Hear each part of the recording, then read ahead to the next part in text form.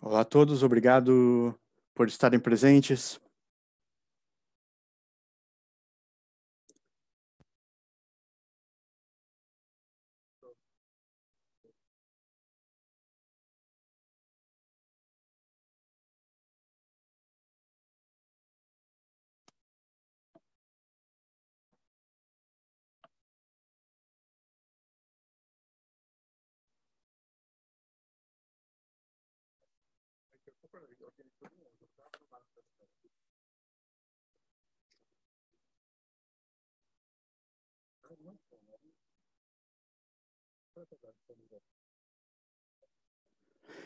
Este ano, devido à pandemia da Covid-19, a Semana Mundo Unido tornou-se uma maratona online.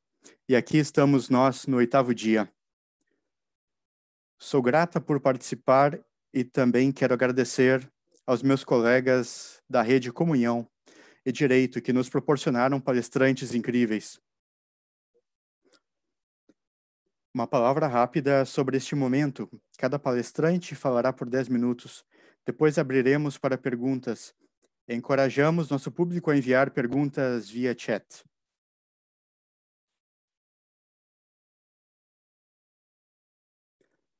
Em meio à aflição causada pela pandemia, tentamos ouvir aqueles que poderiam não ter voz e decidimos focar em 3 grandes questões em nosso painel hoje: a emergência climática, o direito à saúde e a imigração, particularmente nos Estados Unidos.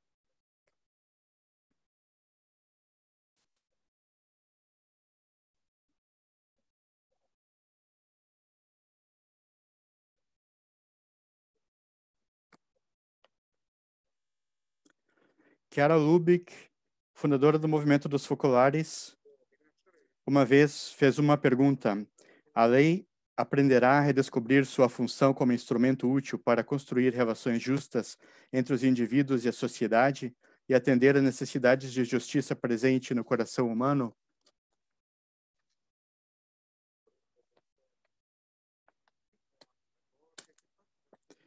Quero dar as boas-vindas à professora Simone Borg, que vai abordar o impacto que a Covid-19 teve sobre a emergência climática. Ela começou sua carreira como diplomata no Ministério das Relações Exteriores e depois passou a chefiar o Departamento Multilateral e Jurídico do Ministério do Meio Ambiente de Malta. Hoje, a professora Borg é chefe do Departamento de Direito Ambiental da Universidade de Malta. Simone, é com você.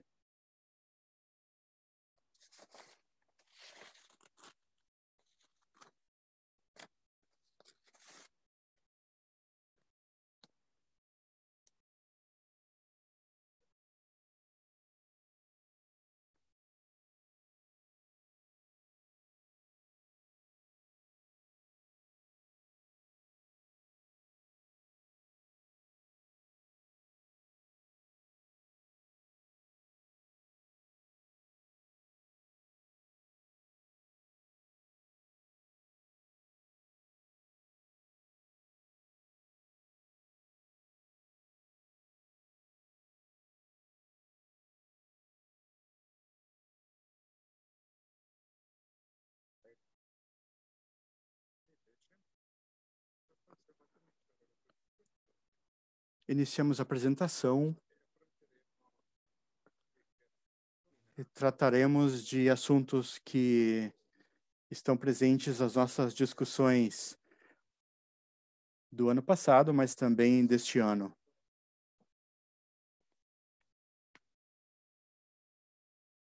Se fala muito de mudanças climáticas e como estar em relacionamento positivo e com relação à economia. A pergunta que eu faço é como curar este problema da mudança climática. Vamos iniciar com alguns slides.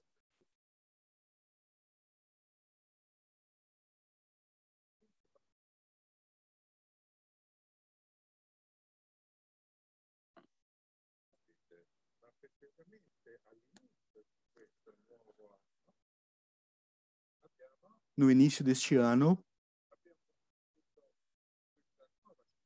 nós tivemos essa nova situação.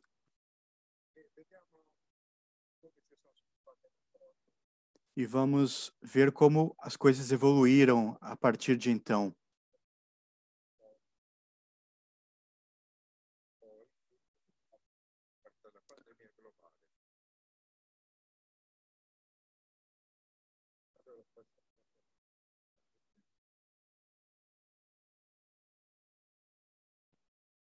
Em 30 de janeiro foi declarado surto emergencial da Covid-19. Em 11 de fevereiro foi denominado oficialmente essa doença como Covid-19.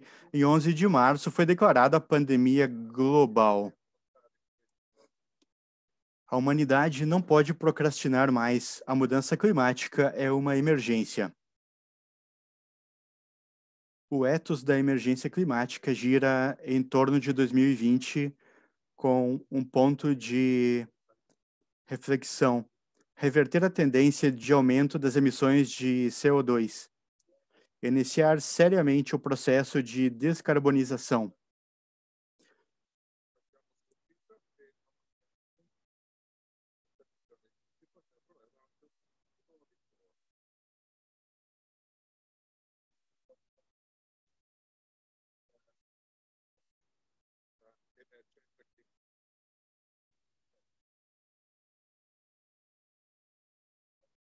Vamos passar agora ao próximo slide.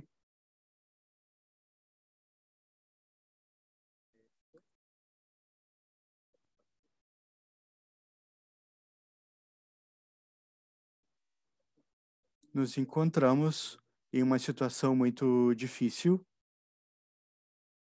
com milhares de vítimas.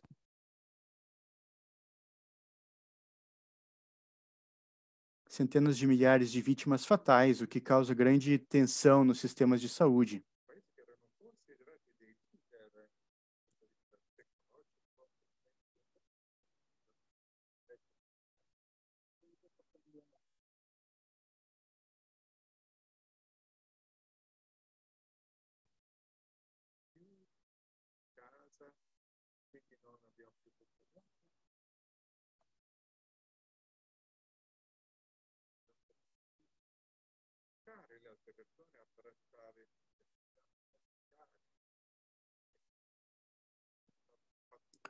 Portanto, houve um impacto em todas as atividades sociais, naturalmente o comércio, o consumo.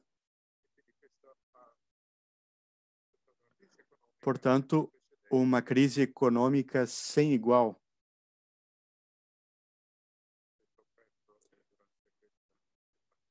E se está sofrendo muito durante essa pandemia.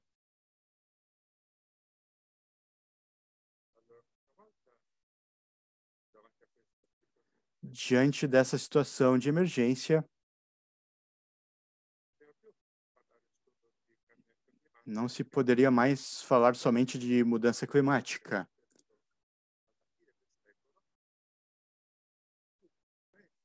Porque não tem sentido falar de alguma coisa que vai acontecer considerando a prioridade da mudança climática, já que temos uma outra mudança forte, um outro problema que está acontecendo.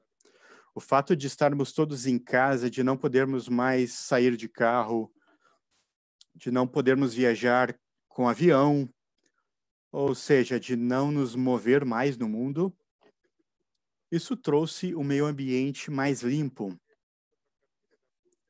E iniciamos a entender a vulnerabilidade do ser humano.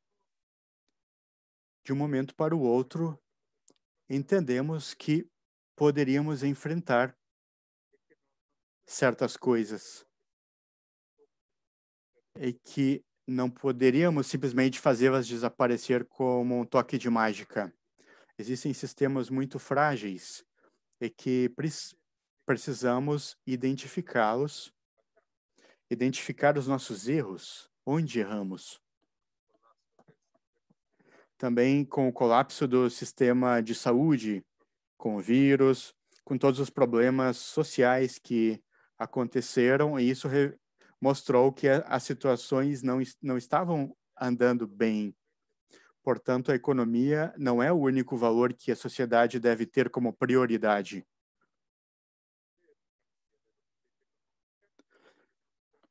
Agora, com essa crise econômica, colocamos toda a nossa força para recuperar a economia, mas todos os setores. E colocando junto essas duas crises do Covid e da economia, é, mas também a mudança climática, e assim entendermos como podemos eliminar os limites. Quais são os limites que nós temos aí também devido à crise econômica? Portanto, embora digamos, embora possa se dizer que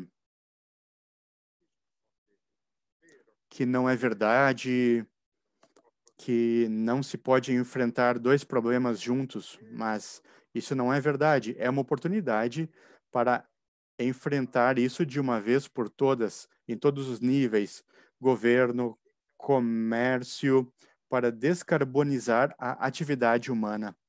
Portanto, o programa de estímulo econômico, ele é sublinhado como uma possibilidade, como uma oportunidade de enfrentar dois problemas juntos e resolver esses problemas que a sociedade está enfrentando pelo Covid-19.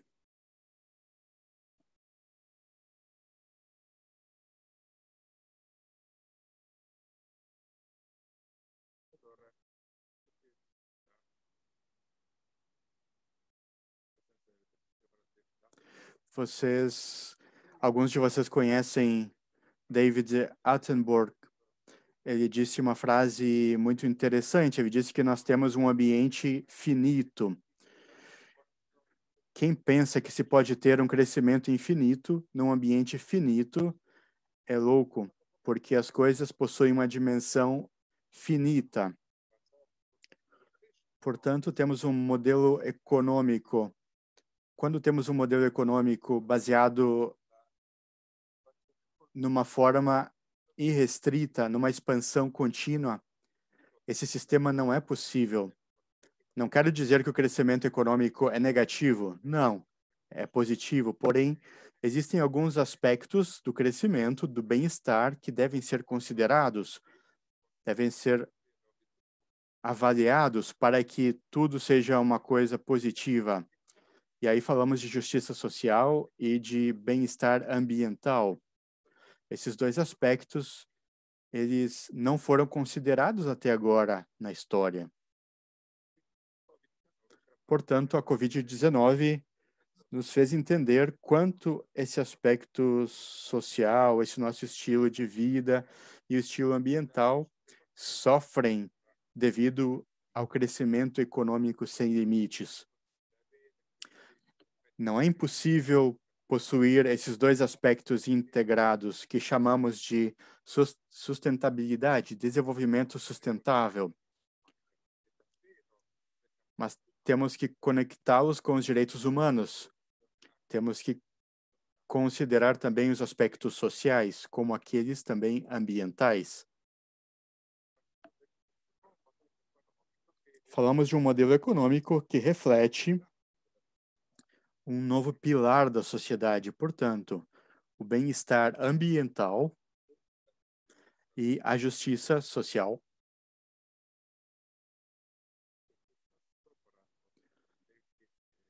Isso foi incorporado nos Objetivos do Desenvolvimento Sustentável.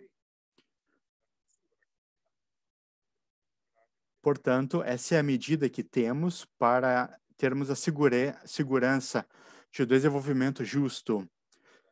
Não somente um desenvolvimento econômico, mas que ninguém seja abandonado por trás deste desenvolvimento. É necessário proteger os mais vulneráveis. Cada vez que nós consumimos os recursos que utilizamos,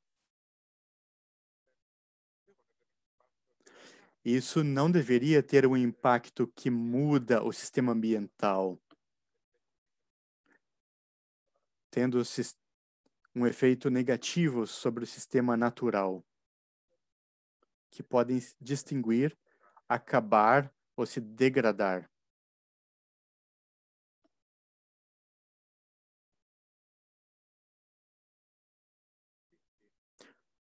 Portanto,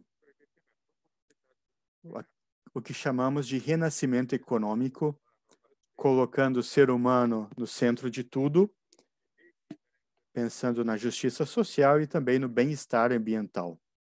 Precisamos fazer isso. Existem dois atores principais: os governos, as autoridades, portanto, o setor público, são os governos responsáveis pelas políticas em garantir o Estado de Direito, que existam regras e também benefícios econômicos para melhorar a nossa situação. Naturalmente, a questão da segurança, mas temos também autores não governamentais, e aí entra o nosso papel. Nós pensamos tanto o que o governo precisa fazer ou não fazer, mas nós somos aqueles que consumimos, todos nós, aqueles que compram e compram muitas vezes demais. Não estamos atentos se o produto que compramos seja ecologicamente correto ou sem exploração de mão de obra dos menores. Portanto, aqui temos toda uma sociedade que muitas vezes não é envolvida nas escolhas do governo. Passamos ao próximo slide. Com relação aos direitos humanos, são fundamentais para garantir a justiça social e o bem-estar ambiental. Falamos sempre de grupos sustentáveis, mas precisamos entender o que isso significa, quais são as escolhas que nós aprendemos pela emergência com o coronavírus. Esses são os fatores principais. Adotar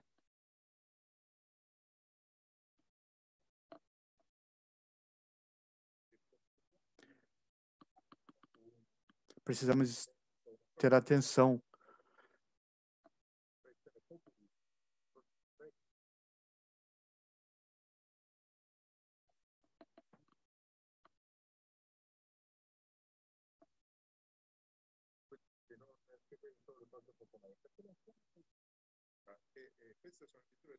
Essas são medidas que nós precisamos adotar para proteger esses fatores e devemos nos adaptar à mudança, ao nosso comportamento com relação às escolhas que fazemos.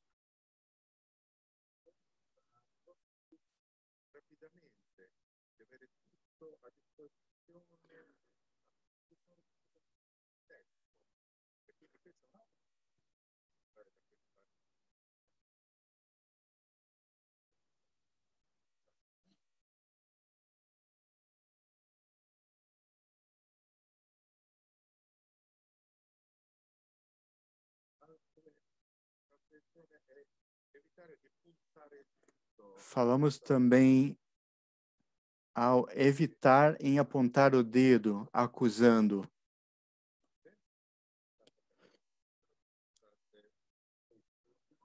Durante a pandemia, a solidariedade por vezes faltou seriamente,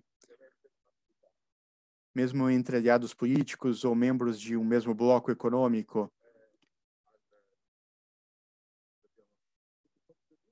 Precisamos contribuir, portanto,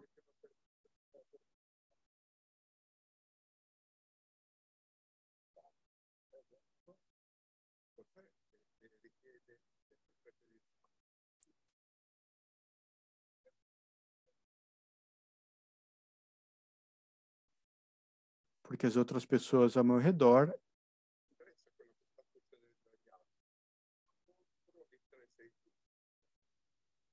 Pode ser que não me interesse o que está acontecendo ao meu redor, mas todos nós devemos ter esse interesse.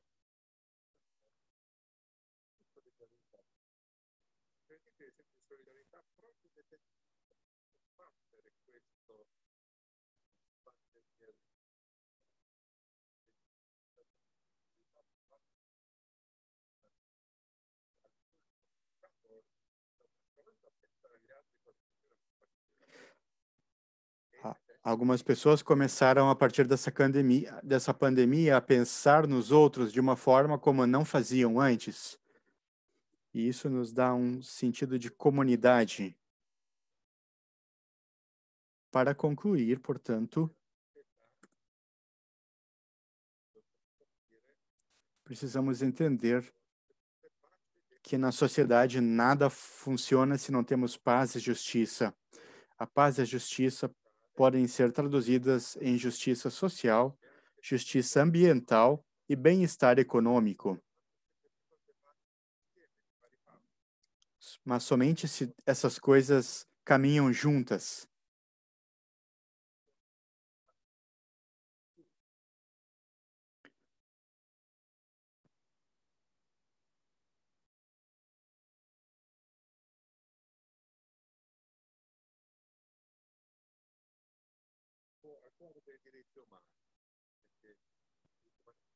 Porque os direitos humanos são baseados nos direitos fundamentais da liberdade e igualdade.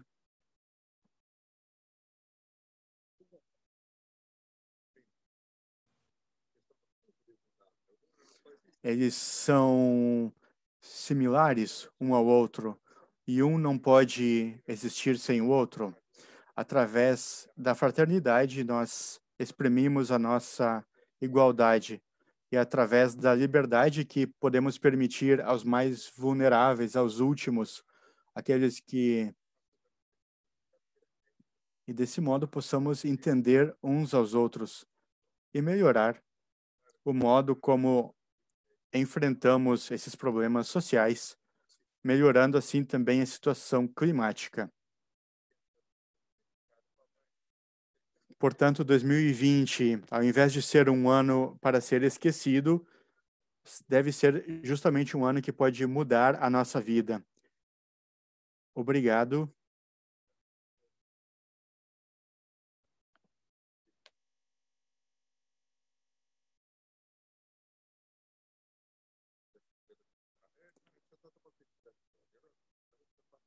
Estamos tendo um problema de velocidade na transmissão.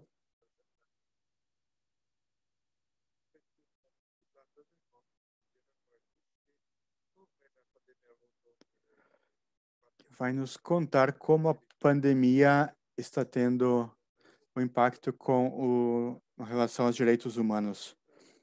Por um lado, a pandemia revelou a fragilidade da humanidade, o quanto somos vulneráveis, assim como os limites enfrentados para exercer alguns de nossos direitos. Por outro lado, mostrou também nossa interdependência. Na África, as questões são muitas, desde o direito à saúde até o direito à livre circulação. A Comissão Africana de Direitos Humanos e dos Povos lançou um alarme, pedindo aos governos que coloquem os direitos humanos no centro da sua luta contra a Covid-19. À medida que a África intensifica a luta contra o vírus, há uma necessidade urgente de intervenções centradas nas pessoas, que abordem cuidadosamente as preocupações com os direitos humanos.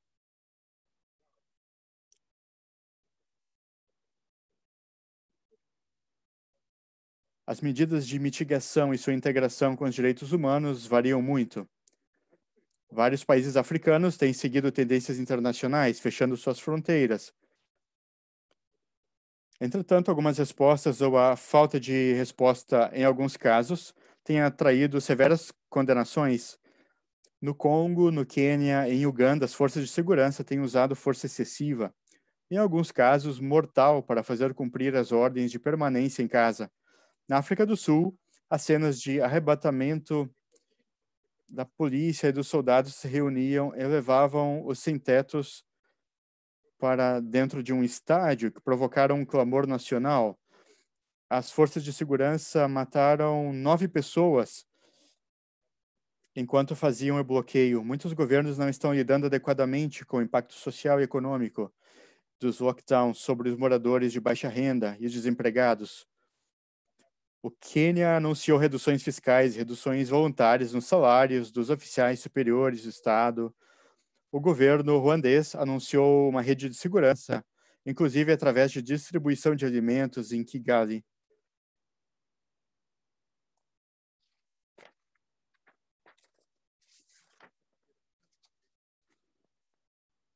Acredito que a relação de igualdade, direitos humanos, igualdade de direitos, acontece também a partir dessa parte dessa região de vocês. Você poderia nos dizer alguma coisa?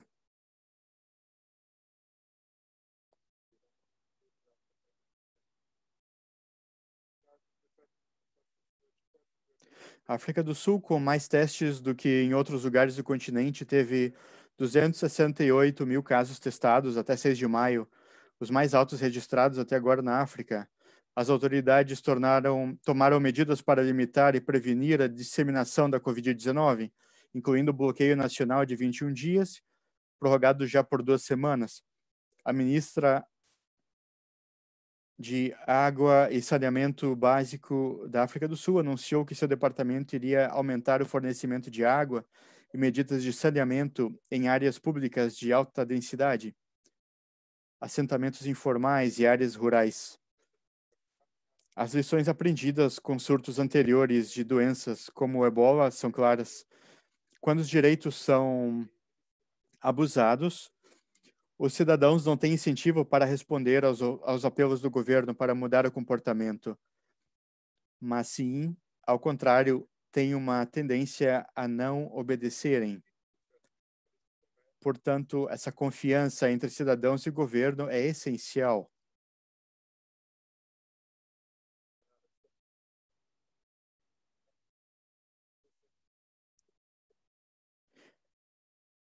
Na declaração de março, a Comissão Africana estabeleceu medidas críticas que devem ser incorporadas às estratégias nacionais de resposta à Covid-19. Elas incluem o direito à saúde, acesso à informação, medidas judiciais temporárias para reduzir o número de prisioneiros. A comissão disse que líderes tradicionais e religiosos, a mídia e formadores de opinião têm a responsabilidade de moldar a ação governamental, promovendo as medidas de prevenção e contenção e fornecer informações e análises relevantes para o público. Eles devem incentivar o público a prestar atenção ao aconselhamento científico. Todas essas parcerias devem estar enraizadas no avanço dos direitos humanos e procurar proteger os direitos daqueles em alto risco de serem prejudicados pelo vírus. Os governos devem se concentrar em abordagens baseadas na comunidade para aumentar a conscientização e dissipar mitos e aumentar a resiliência.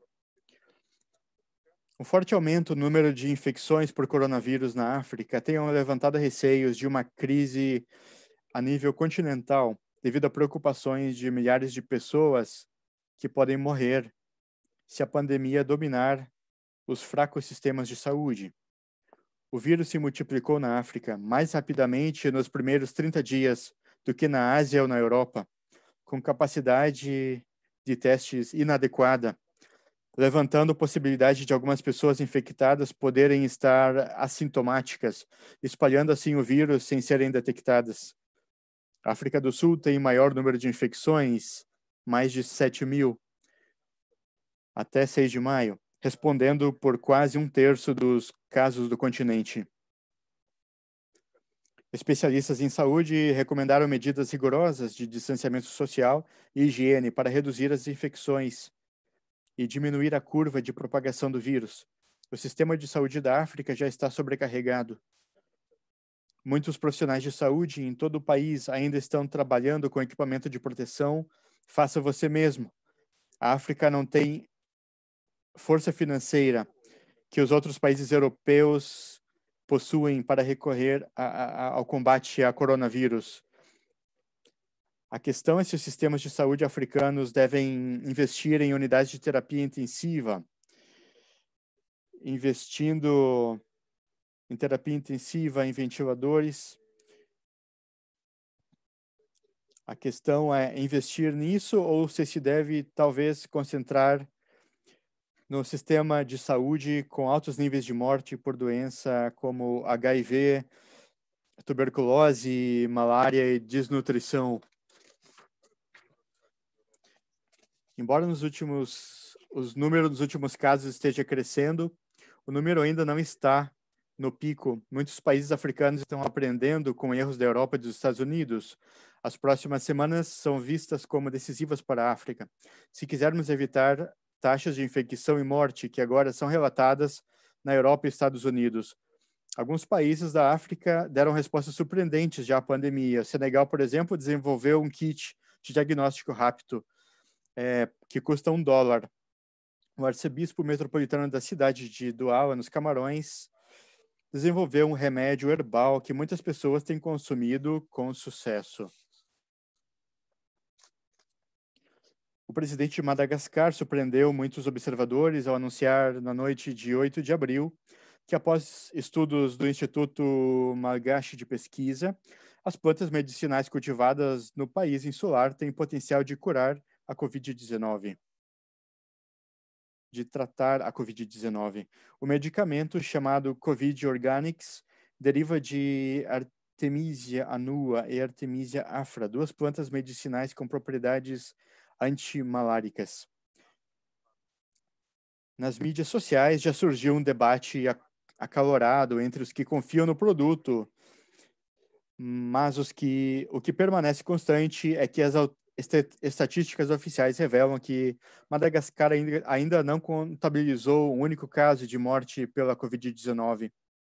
Muitos países africanos já estão usando a farmácia Malgache, embora a Organização Mundial de Saúde tenha se recusado a aprovar esse medicamento.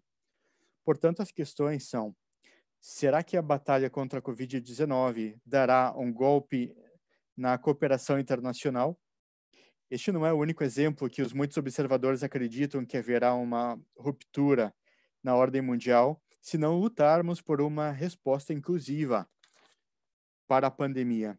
No início da pandemia na Itália, o país estava muito carente de ventiladores, respiradores, e vimos o caso da comunidade europeia em vir ao auxílio de um Estado-membro necessitado.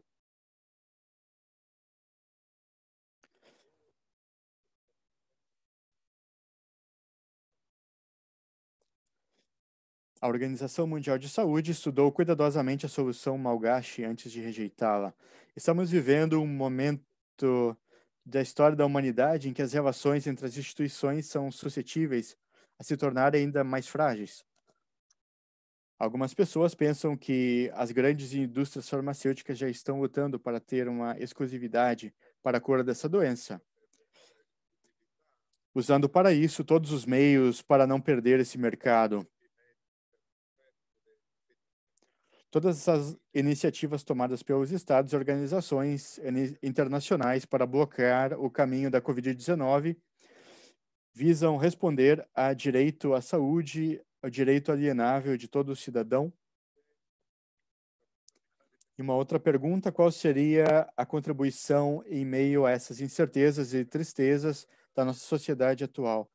Essa é minha contribuição. Muito obrigado, Rafael, pela sua contribuição.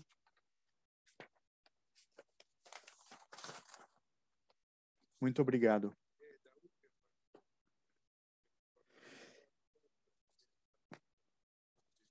E o terceiro participante, que trabalhou com direito para imigrantes por 29 anos,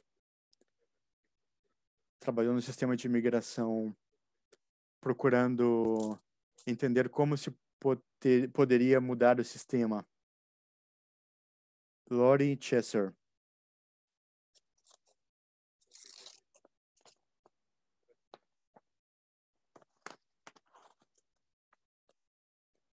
Em geral, a lei de imigração dos Estados Unidos não reconhece um direito de qualquer pessoa de imigrar. Pelo contrário, a lei permite ao presidente impedir qualquer pessoa ou grupo de pessoas que ele considere prejudicial aos interesses dos Estados Unidos de entrar no país. A única exceção é para os refugiados, porque, segundo a lei americana e os tratados internacionais assinados pelos Estados Unidos, o governo deve permitir que qualquer pessoa que chegue a um porto de entrada oficial dos Estados Unidos solicite asilo, declarando um pedido credível de que será perseguida no retorno ao seu país de origem por causa da sua raça, religião, nacionalidade, opinião política ou filiação a um determinado grupo social. Em outras palavras, uma pessoa tem o direito de imigrar sob a lei dos Estados Unidos somente quando está por passar por certos tipos de perseguição. Para todas as outras situações, temos um sistema de direito complexo que determina quem pode imigrar, seja temporário ou permanentemente. Essa lei pode ser alterada pelo Congresso e interpretada pelos órgãos administrativos que a implementam.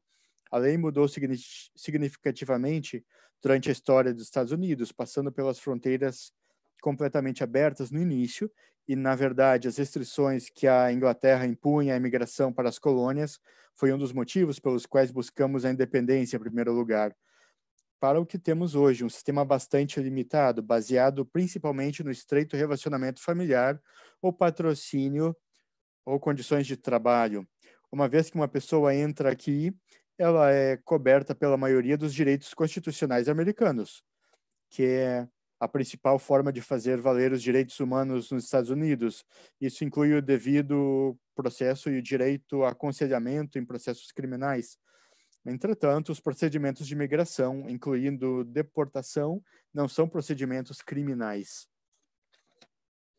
A primeira grande resposta pública à Covid-19 pelo presidente foi a ação de imigração, uma restrição de entrada por razões de saúde, primeiro para estrangeiros que estiveram na China e depois expandindo para partes da Europa, Irã, Reino Unido e Irlanda.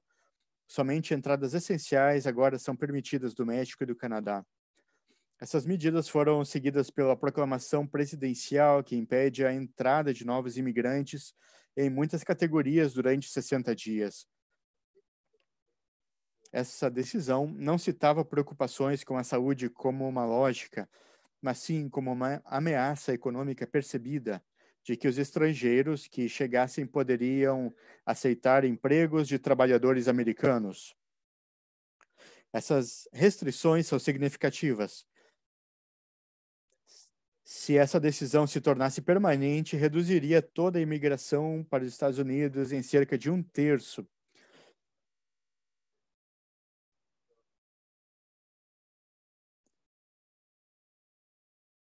Além disso, embora temporárias, elas afetam algumas pessoas permanentemente, ou pelo menos por um longo período de tempo.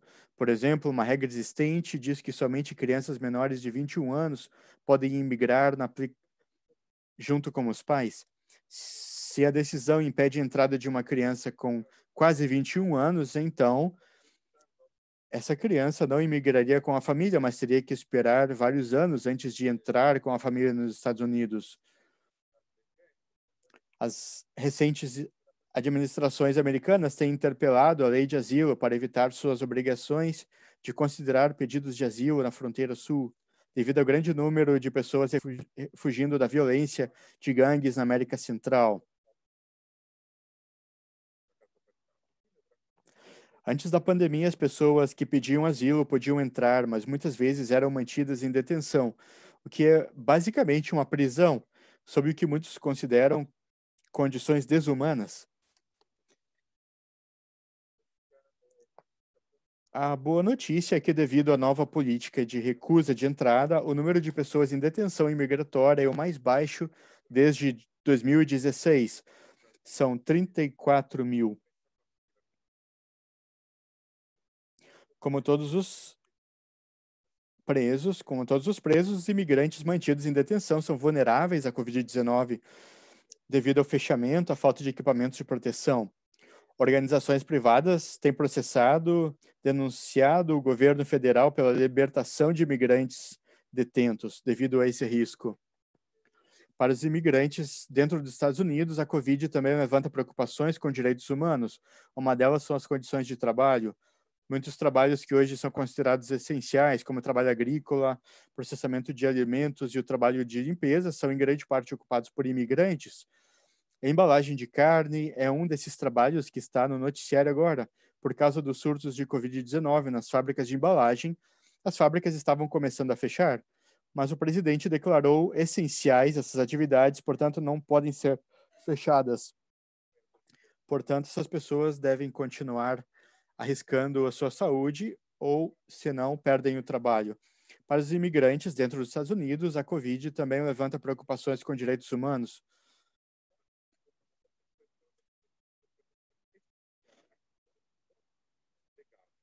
Muitas dessas pessoas que estão nessas posições essenciais não estão legalizadas nos Estados Unidos. Muitos utilizaram documentos falsos para obter uma assistência federal. Elas não têm esse direito de receber, por exemplo, esses $1.200 de assistência momentânea do governo. Pessoas que não trabalham legalmente também não são elegíveis para seguro de saúde. Muitas vezes obtêm assistência médica, principalmente através de visitas às salas de emergência. Embora os Estados Unidos não sejam contra o direito de assistência médica, essa situação é perigosa para todos os envolvidos e para o público em geral. De um outro lado, temos também o sistema de saúde, que é dependente em muitos lugares de médicos que são imigrantes. Muitos desses médicos são da Índia, têm longas filas de espera para a imigração. Se esses médicos não podem trabalhar ou morrem de Covid-19, suas famílias não teriam o direito de ficar aqui. Até agora, o Congresso não tem agido para ajudá-los. Do ponto de vista político e jurídico, a situação dos direitos humanos dos imigrantes certamente não melhorou durante essa crise. No entanto, encontro esperança no fato de que os indivíduos e grupos estão trabalhando arduamente para melhorar a situação através de litígios, advocacia. Muitos que o fazem são voluntários. Para aqueles de nós que não são imigrantes, esse trabalho é vital. Não é apenas a coisa certa a fazer, mas permitimos que nosso governo faça distinções baseadas no status imigratório de uma pandemia que afeta todos igualmente. Estaremos colocando em risco toda a nossa saúde, ainda mais perigoso no longo prazo, porque estamos tomando uma estrada que nos leva a abusos de direitos humanos, que tornaram necessários os tratados internacionais sobre direitos humanos. Se ao invés disso respeitássemos os direitos humanos, assim como de todas as pessoas que são vulneráveis à Covid, daríamos prioridade à segurança, testes, cuidados de saúde, reconheceríamos a contribuição dos imigrantes para a nossa sociedade e economia, ao invés de estabelecer uma falsa mentalidade do nós contra eles. Essa filosofia, que nada mais é do que a regra de ouro, tornaria os Estados Unidos mais seguro e também mais resiliente. Obrigado.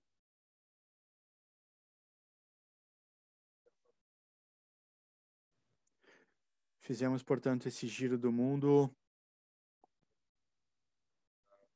tratando dessa realidade. E agora podemos passar para as perguntas. Temos perguntas. Rafaela, você poderia fazer uma pergunta?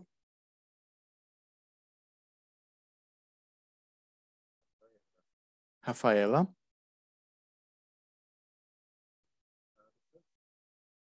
Pronto? Rafaela, você me escuta? Sim. Obrigado por essa explicação.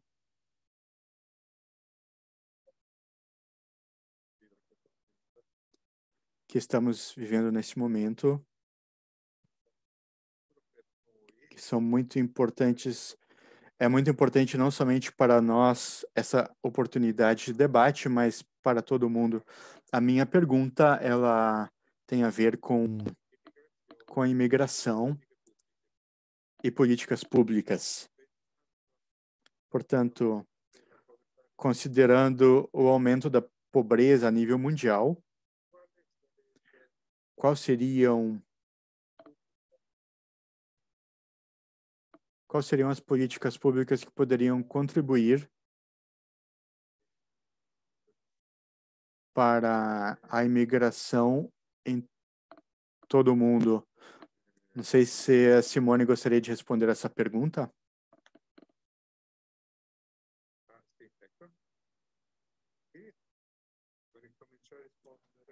Gostaria de começar falando, talvez,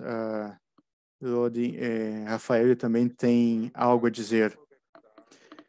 Bem, com relação à pobreza, a pobreza vivida por um outro ser humano, portanto, aqui temos algo errado se existe tanta pobreza no mundo. Geralmente existe pobreza onde existe injustiça. Se pensamos no desenvolvimento sustentável obtido até agora, se fala de pobreza e de fome, as duas coisas juntas. O importante aqui a ter em mente é que se nós não possuímos um bom sistema de governo em nossos países que garante auxílio aos mais vulneráveis e que garante os direitos fundamentais, esses direitos eles não podem não serem respeitados. A possibilidade de trabalho, de um trabalho digno, a pessoa deveria produzir o suficiente para se sustentar, se autossustentar. Mas muitas vezes o nosso sistema ele é baseado na capacidade da pessoa em produzir dinheiro, ou seja, algumas pessoas elas proporcionam um benefício social, mas em outros países não, como na África, por exemplo, como o Rafael nos dizia, alguns países se encontram em situação muito difícil. Eles são já muito pobres, possuem dificuldade com aspectos para combater a fome, problemas de carestia, eles não conseguem se regenerar e sair desse círculo vicioso. Em particular, penso que cada governo deve garantir uma sociedade mais justa, baseada no Estado de Direito, e, ao mesmo tempo, os países devem ser solidários uns com os outros, ajudarem-se concretamente. Isso poderia ser através de uma ajuda formal, através de tecnologia, através de uma doação. O Rafael falava das vacinas, por exemplo. Penso que ele poderia falar agora alguma coisa a respeito. Obrigado, Simone. Por que as pessoas mudam de um país para o outro?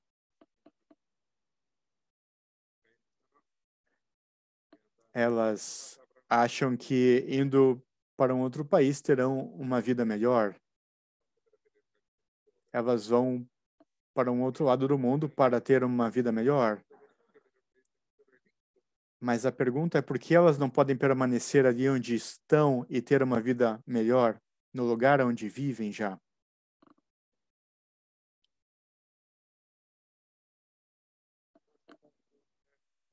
Nós somos um continente muito rico de recursos. Temos muitas riquezas, petróleo, muitas coisas. Mas a pergunta é: Como se pode evitar tudo isso? Ajudando os mais pobres, porque temos claramente um problema no nosso sistema econômico.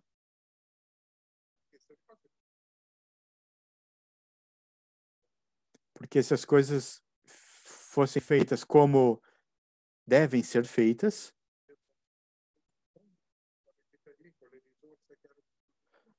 elas poderiam aproveitar os recursos que aquelas pessoas já possuem para otimizá-los. Mas elas muitas vezes lutam contra a grande indústria. E quem, nesse caso, possui o poder, tenta continuar sempre com este poder em mão. E as pessoas sofrem, porque essa riqueza não chega até elas, não é distribuída.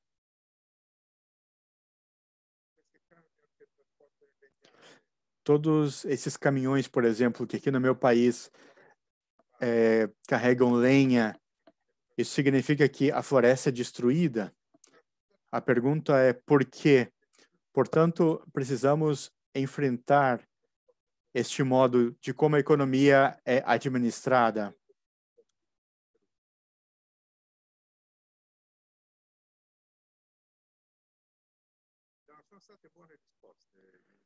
Foram respostas muito boas. Eu gostei do que os outros disseram também. Obrigado.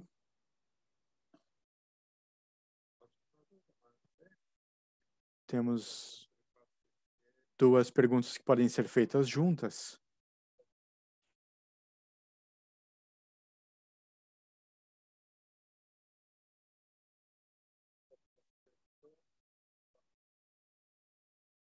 Temos talvez a pessoa que fez a pergunta, ela está na linha.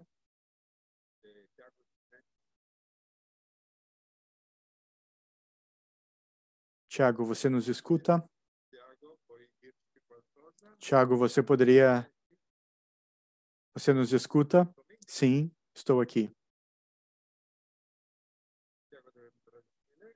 Eu falo do Brasil.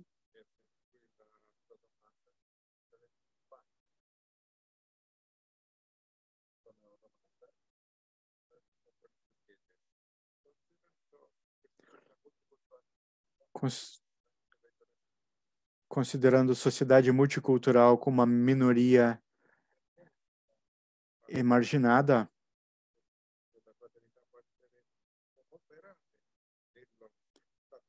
como a fraternidade pode trabalhar no Estado de Direito? E temos também uma outra pergunta. Vamos encontrá-la.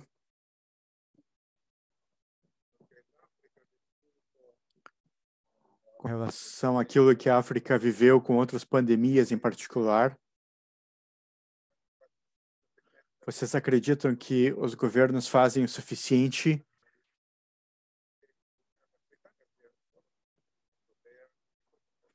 E vocês acreditam que a União Africana possa ter um papel como aquele da União Europeia? Essa foi uma pergunta de Gabriele, da Itália.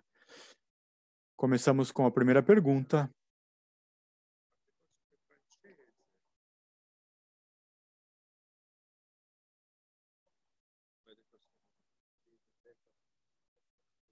A Simone falava de igualdade, fraternidade.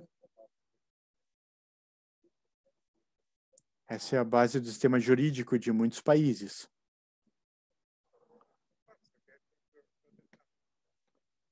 Porém, uma das coisas desapareceu, que é a fraternidade.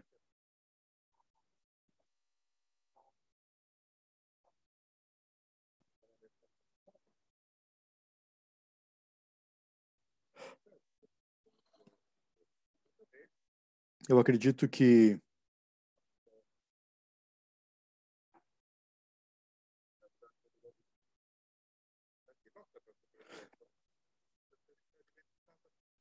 porque nós vivemos um momento de luta pela sobrevivência e, portanto, a fraternidade se tornou um obstáculo a isso.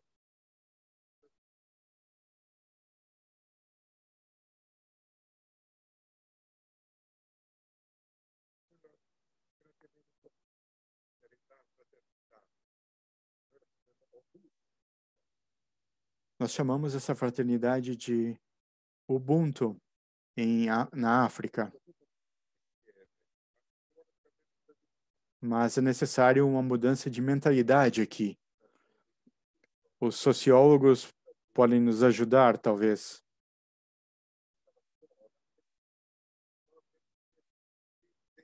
Na, na escola, nos é ensinado que eu não posso ser feliz se as outras pessoas ao meu redor não são felizes.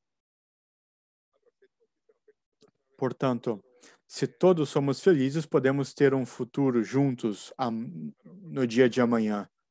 Portanto, voltando à pergunta sobre a África e a pandemia,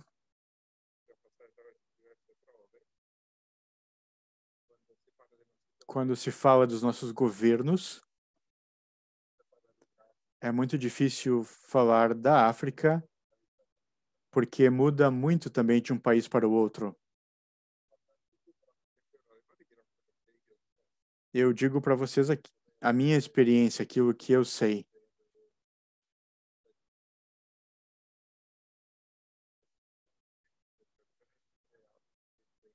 Alguns governos proporcionam o bem-estar dos cidadãos, porém outros visam o poder, então não se sabe se eles estão ali para nós ou para o poder. Precisaria ser mais eficazes, enfrentando, por exemplo, o presidente do Madagascar, ali, este país, eles utilizam essas plantas medicinais, mas a Associação Africana não tem uma posição oficial a respeito. Portanto, tem alguém ali que fala no nosso nome. Precisaríamos ter coragem de dizer nós, como povo, isso é o que nós todos propomos ao mundo. Portanto, acredito que seja importante que que essas organizações e que o relacionamento entre elas, quando uma pessoa ou as pessoas fazem uma declaração, dão uma proposta, que essa associação que possa ter o poder como de uma nação, como o que a União Europeia está fazendo agora, como eles estão agindo. Não existe barreiras entre os líderes internos. Essa seria uma ideia-chave que eu acredito que seja fundamental. Ou seja, como uma pessoa vive a liderança em situações positivas ou negativas, mas não vou me estender. Obrigado, Rafael. Obrigado pelo seu contributo. Temos também na linha a Cecília e o Alonso.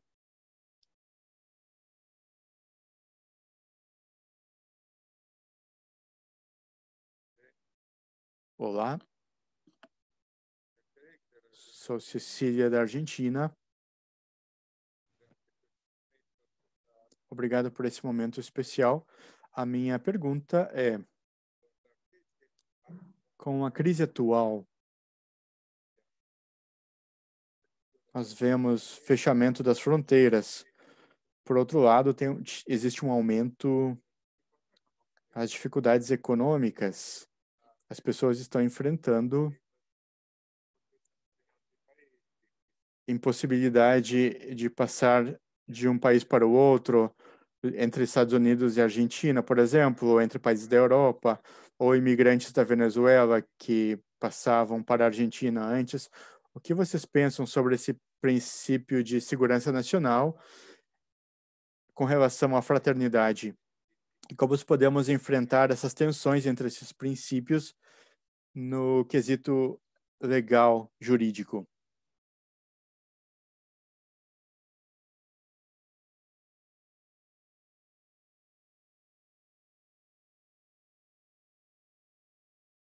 Obrigado pela pergunta.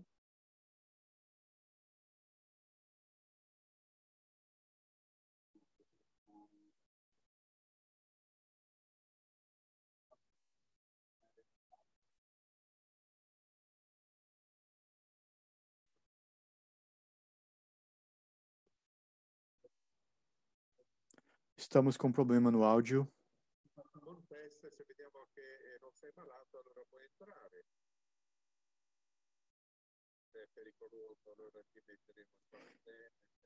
Se existe um risco, nós colocamos você em quarentena.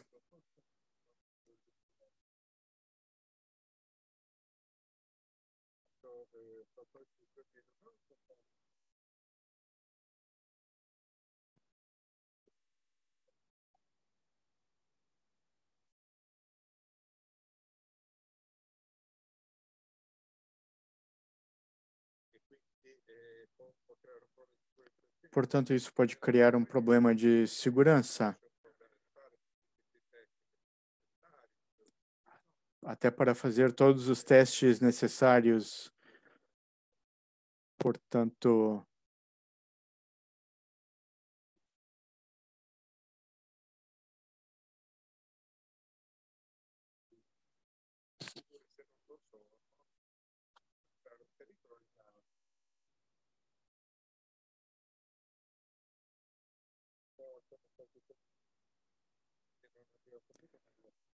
nós também fomos pegos de surpresa e talvez por isso os países não souberam encarar de modo justo essa situação.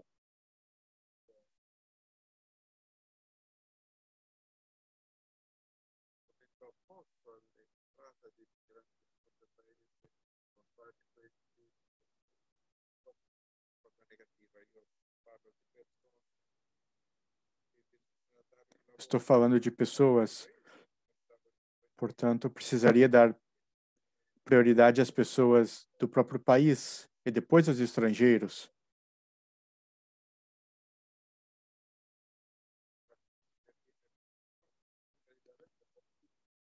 A família vem por primeiro.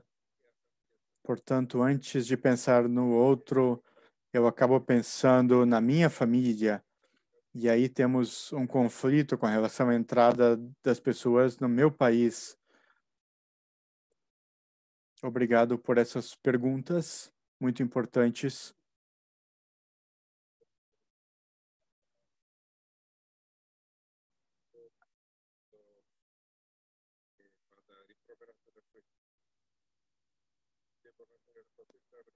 Todos deveriam ter a possibilidade de viver juntos. Óbvio que se pensa primeiramente na família, mas somos interdependentes em tantas maneiras. Portanto, precisamos entender como, se isso é negativo para os Estados Unidos, porque os dependentes dos Estados Unidos são autorizados a fazer somente certos tipos de trabalho.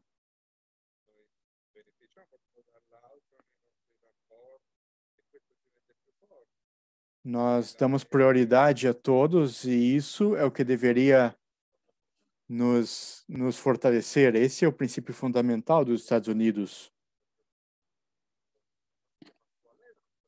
Mas quando pensamos na família, a pergunta é qual é a nossa família? Nos Estados Unidos temos muitos papéis, cada um tem o seu papel. Quem é capaz de abraçar os nossos ideais? É necessário respeitar a lei? Com certeza, quando a lei não funciona, é necessário que essa lei seja alterada. Esse é um problema que deve ser encarado nos Estados Unidos hoje. O problema da imigração deve ser melhorado.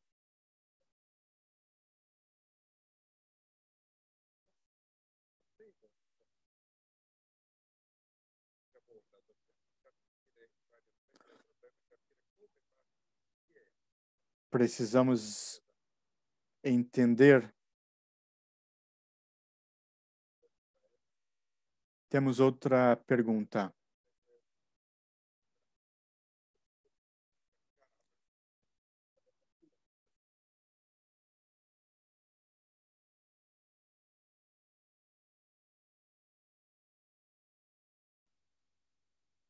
Não estamos escutando o Rafael.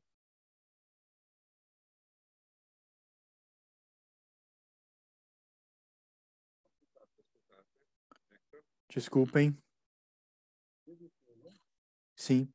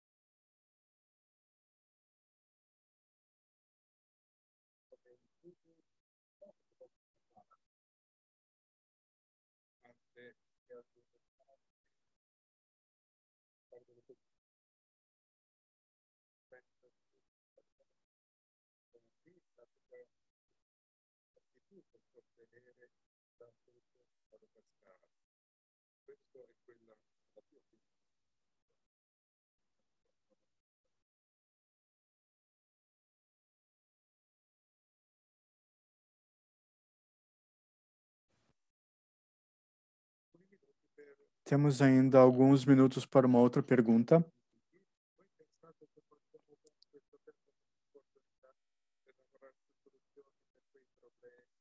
Vocês acreditam que podemos aproveitar essa situação como uma oportunidade para trabalhar naqueles problemas de desigualdade, problema sanitário, as muitas fraquezas do sistema de governo? Ou vocês acreditam que os problemas são muito grandes para serem resolvidos em paralelo?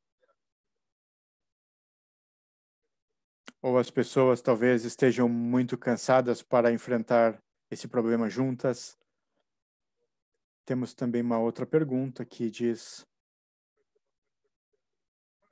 como nossos países podem ser responsáveis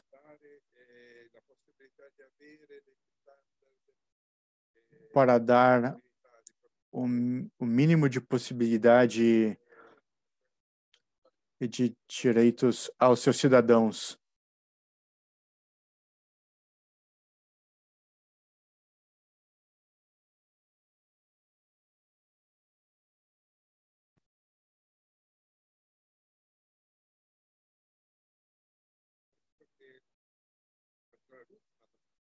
Em particular, a última pergunta.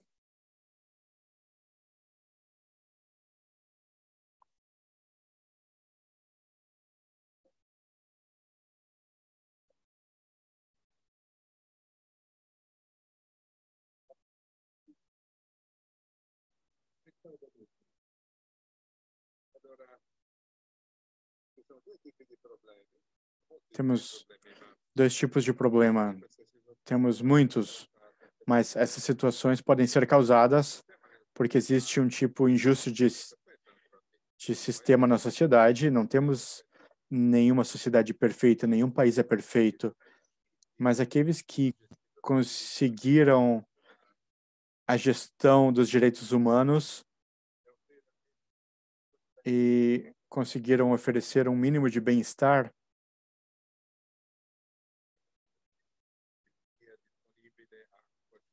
e também energia, água, bens essenciais. Esses são os métodos que, ao longo dos séculos, o sistema político como socialista, por exemplo, ele introduziu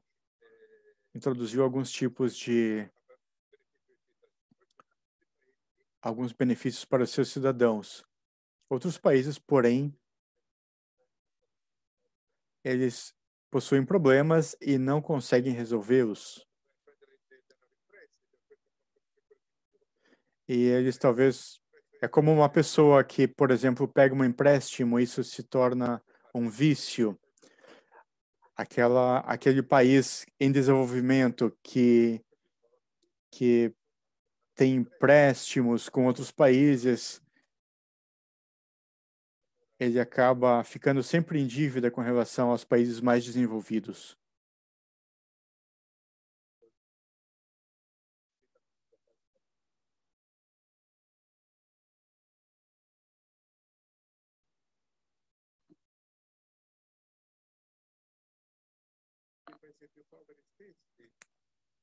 Falamos até mesmo entre os pobres existe muita disparidade. Os recursos são utilizados de forma errada. Continente africano, por exemplo, tem muita pobreza, mas deveria sim ser um continente muito rico.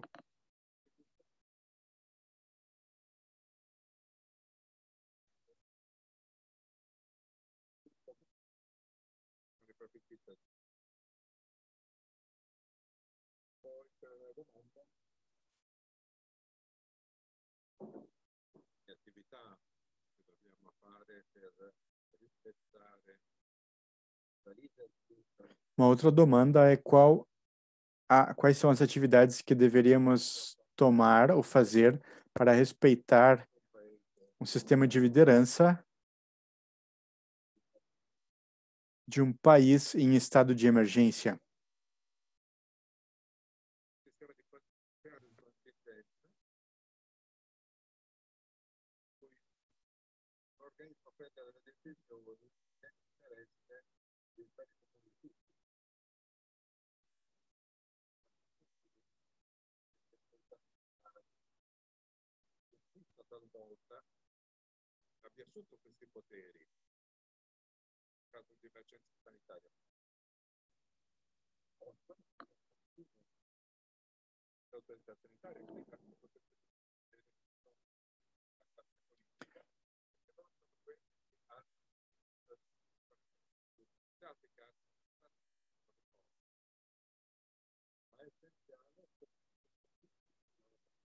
É essencial que haja um equilíbrio entre os poderes.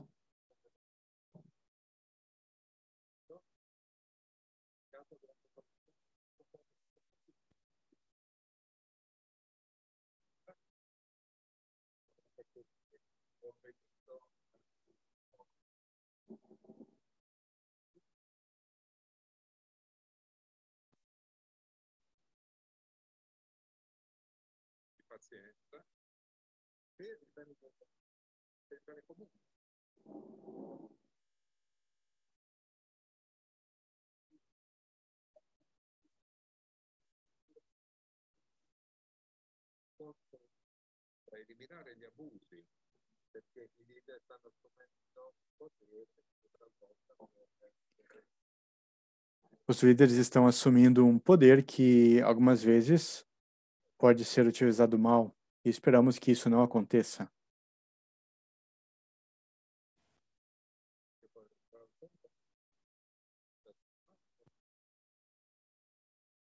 Temos tempo ainda para uma outra pergunta.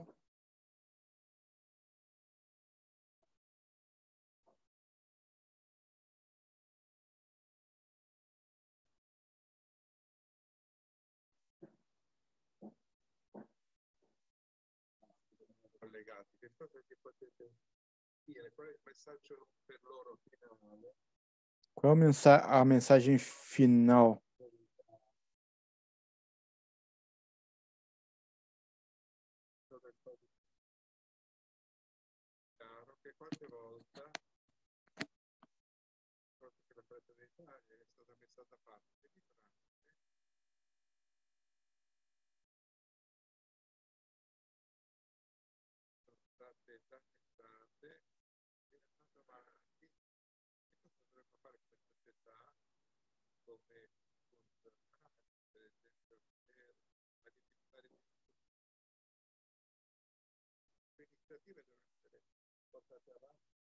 Quais iniciativas devem ser desenvolvidas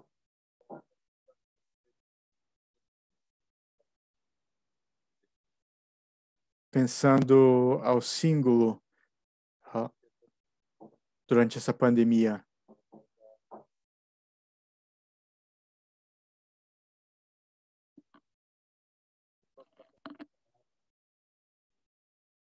Posso começar a responder.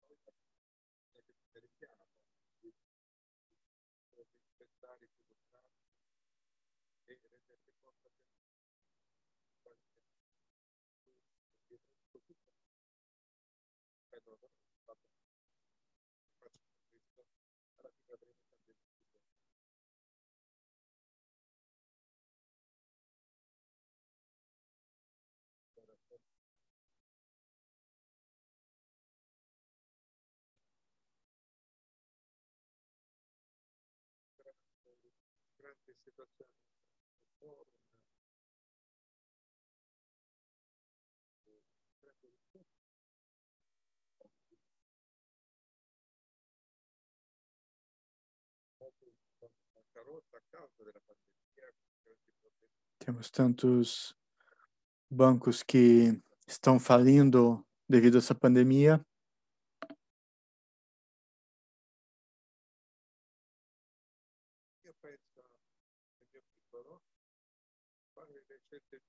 Falando localmente, acredito que a coisa mais importante seja fazer as escolhas justas.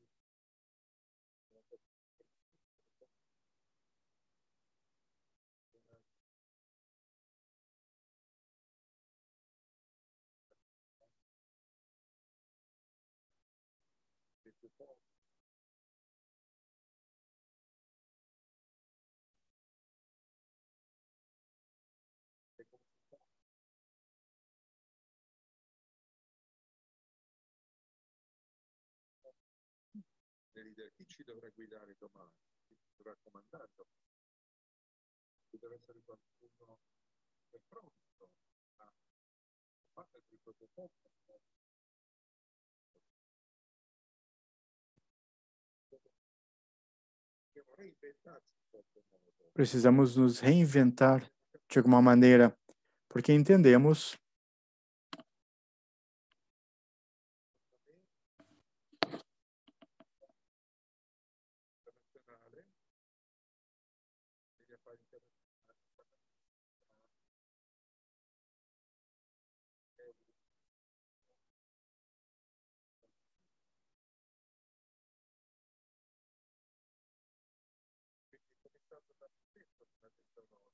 portanto, partindo por mim mesmo, eu sou o primeiro que deve fazer algo por aquelas pessoas que estão ao meu redor. E esses são passos fundamentais. Não podemos fazer nada senão isso.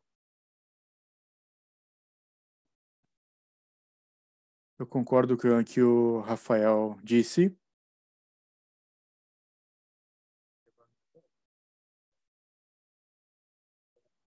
Temos tantas coisas que não funcionam.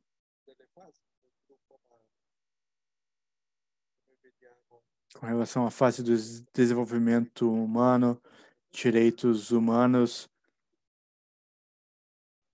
o espírito de fraternidade. E esse é um momento político, não é um momento religioso. É um assunto político.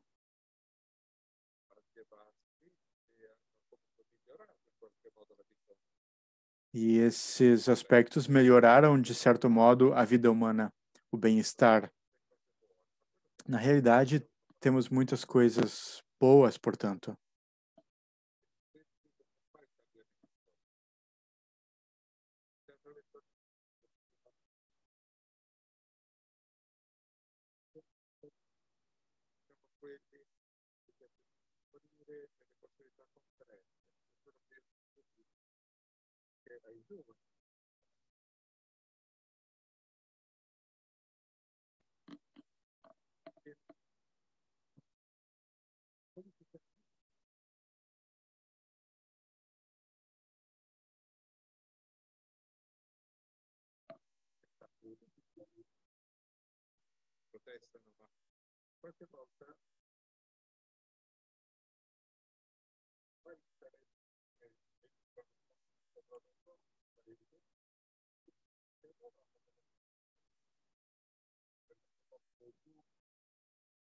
della società civile, dagli attori coinvolti in modo concreto, che cosa può essere dedicato per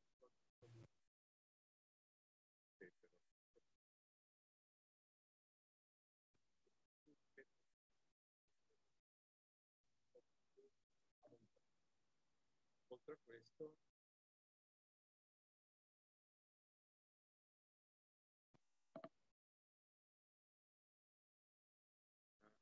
i rapporti umani davvero una cosa che qualcuno vuole lavorare con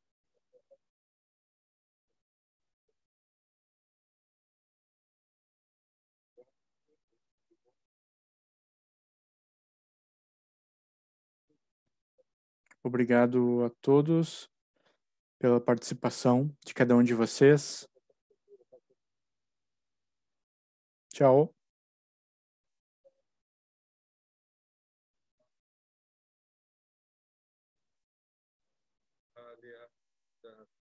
Poi se poi le trasmetterò ai relatori, manderò tutti